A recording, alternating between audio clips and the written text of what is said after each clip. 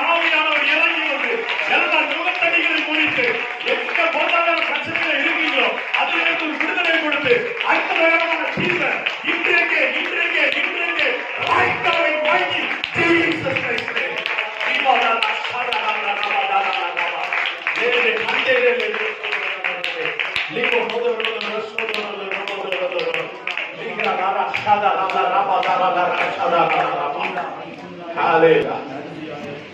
வீட்டுக்காரர் ரசிக்கப்படல, பயங்கரமா குடிக்கிறாரு, என்ன சொன்னாலும் கேட்கிறாரு, பத்தி அக்கறையே இல்ல, வேலை பாக்குறாருதான், ஆனா வீட்டுக்கு பணமே தரமாட்டாரு, எல்லா பணத்தையும் குடிச்சு அழிச்சிடுறாரு, 10ஆவது ரூபாய்க்கு கடன் வாங்கி குடிக்கிறாரு.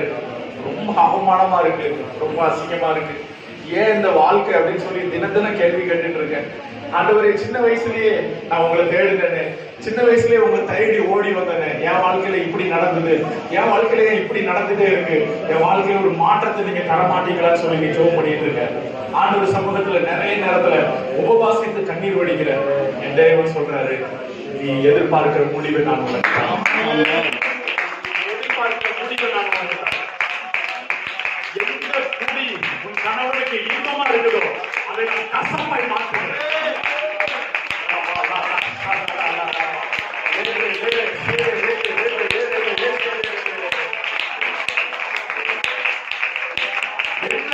நண்பர்கள் சேர்ந்த உடனே குடிக்கிறதுக்கு கூட்டம் கூடி போனாங்க, அந்த நண்பர்கள் தேர்வும் கணவனை பிரிச்சுட்டு